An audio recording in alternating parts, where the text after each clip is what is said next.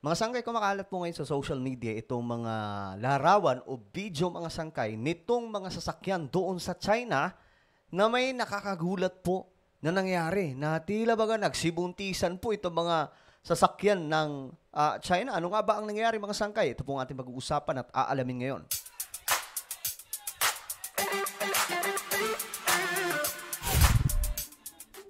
Very interesting itong ating topic ngayon mga sangkay. Dahil nga po kahit ako nagulat po sa mga nakita po natin na mga larawan na tila baga yung mga sasakyan nila doon, mga magagandang sasakyan nagsilubuhan mga sangkay. Nabuntis daw. Yun po yung mga yun po yung mga kumakalat sa social media. Pag-usapan mo natin yan. Bago tayo yung mag-umpisa, pakisubscribe po muna yung ating YouTube channel. Ayan po, 1.27 million subscribers na po tayo dito sa YouTube. So, click the subscribe down below, click the bell, and click all sa mga nanonood sa Facebook. I-follow nyo po yung ating Facebook page. Eto na guys, eto na. Eto kasi, mga sangkay, makikita po natin, eto, ayan. Nakita ko ito sa YouTube actually. Nakita ko yung mga report about dyan, mga sangkay. Ayan po. Why cars are appearing to be pregnant in China? Ayan, makikita nyo yung mga larawan. Ang mga videos daw po, nagkalat po. Sabog na sabog po sa internet. Eto pa. Ayan, mga sangkay. So ngayon, ala ko, trippings lang to na pwede kasing gawin yan. Diba? Gamit ang AI, alam nyo naman ngayon, yung technology at saka yung social media, internet. Ang dali-dali pong manloko, mga sangkay. Ngayon, ni-research natin kung totoo. Abay, Diyos mio, Marimar. Nakita po natin ang dami pong post tungkol dyan. Yan, ito, global update, mga sangkay. Makikita po dito itong sasakyan na yan. Ala buntis. Ano yung nangyari, mga sangkay? Yan, no? Made in China cars get pregnant. Ngayon, ito pa. Sa X, mga sangkay, na dating Twitter, kalat na kalat po ito. Ayan. Ngayon, check po natin. Ano nga ba ang reason? Sabi sa post, breaking. Extreme heat wave in China turns car paints into pregnant cars. So, yung mga pintura pala ito ng mga sasakyan sa China na hindi na po kinaya ang sobrang init ng panahon. So, para po sa inyong kaalaman, mayroon pong nagaganap na extreme heat wave doon sa China. Ayan, mga sangkay, panuorin po natin ito. But anyway, before we start, basahin po muna natin. In China, record high temperatures are causing significant issues with vehicles. Protective films on car paints are blowing up due to extreme heat. So, ang init daw po na ito mga sangkay ay nagdulot sa mga sasakyan na lumobo po yung pintura. So, ganito po ang impact ngayon nitong extreme heat wave doon sa China. So, panoorin po natin ang video na ito mga sangkay. Ito.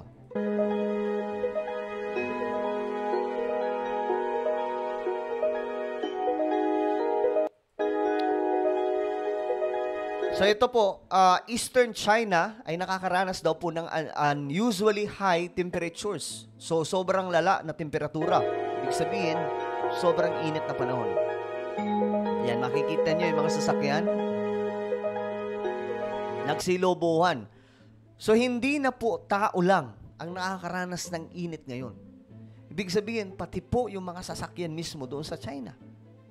Dahil sa sobrang init ng panahon, hindi na po kinakaya ng kanilang pintura at yan po yung nagiging effect. Grabe. Yan o, excessive heat is expected to continue for up to 10 more days. So, palala pa pala ito ng palala, mga sangkay.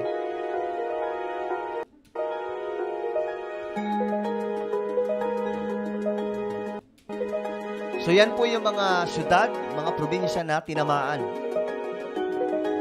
Makikita po natin, bitak-bitak na po yung mga lupa doon sa sobrang init ng panahon.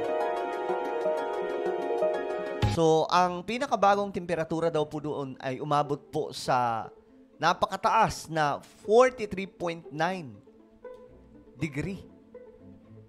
Ganyan po kalala, mga sangkay.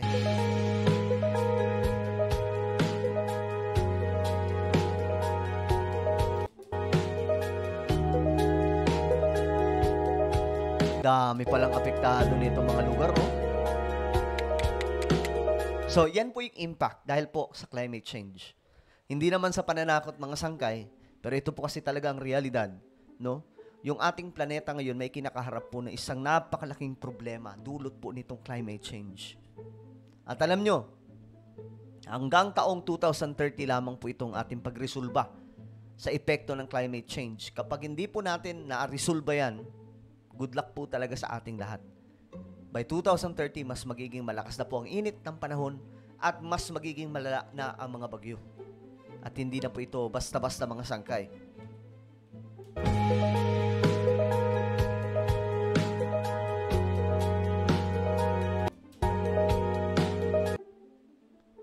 The city of 12.5 million is expected to endure temperatures above 40 degree until August 11. So magpapatuloy po itong ganitong klaseng init ng panahon doon sa China. At pwede pa pong tumagal yan since alam naman po natin ngayon yung mga weather events, di ba? Hindi na po talaga nahuhulaan kung kailan po magiging malakas ang init, kailan po magiging malakas ang ulan o hihina. Yan na po yung nangyayari ngayon mga sanggay. So, palala ng palala ang nangyayari sa ating planeta. Kaya nga napapaisip lang ako Ano ang mayroon pa? Ano ang situation ng ating planeta sa mga darating pang panahon? Siguro 20 years from now, 30 years from now, kung buhay pa man tayo ng mga sangkay. Ano po ang mangyayari kaya sa ating planeta, no? Yan, kita nyo. Yan yung sasakyan, no? Nagsilobohan, oh. Grabe. Grabe ito, oh. Kaya pala sinasabing nagsibuntisan yung mga sasakyan. Nakakagulat naman, no? Kung pati sasakyan, mabubuntis. Ano yun? Manganganak din yung sasakyan. Pero dahil po ito sa extreme heat wave, na ang ibig sabihin lamang, hindi lamang po tao ang nakakaranas ng init, kundi maging itong mga sasakyan. Ayan, no? So, hindi lang to tao, kundi pati mga sasakyan, mga sangkay, ganito na po ang situation ngayon. Grabe.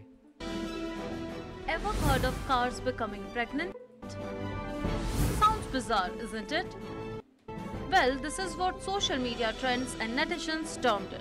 Iyan po, viral kasi ito sa social media, mga sangkay.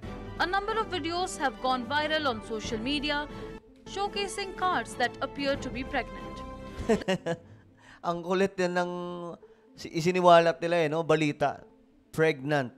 Car can be pregnant, mga sangkay. Ayan, as we can see naman, lumobo po yung pintura. The images and videos surfacing from China have attracted significant attention online as the exterior of the cars are swollen, giving it an appearance as if it is pregnant. Grabe. This unusual phenomenon has sparked curiosity and concern among netizens.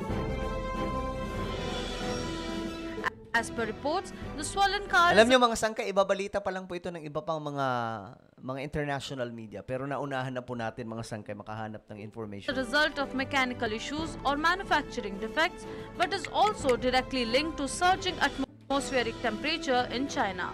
The heat wave has caused Sipin nyo, 10 years from now, gaano nakainit ang panahon natin noon. Diba?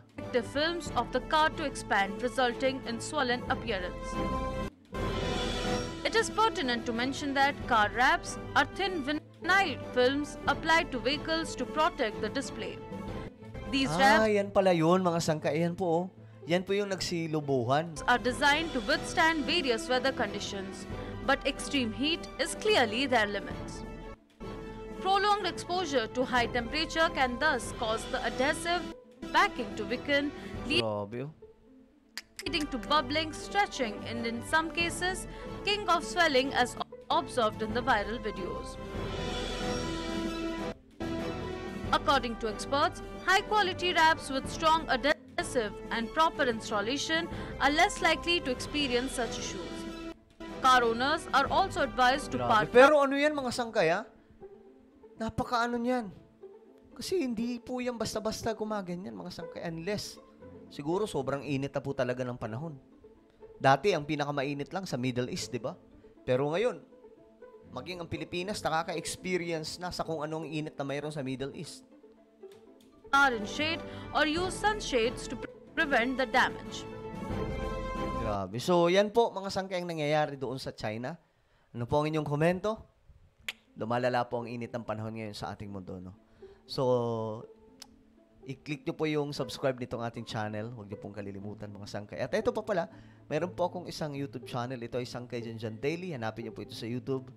Then, click the subscribe, click the bell, and click all. Dito pa ako nag-upload ng mga vlogs. Okay? So, ako na po ay magpapaalam. Mag-ingat po ang lahat. God bless everyone.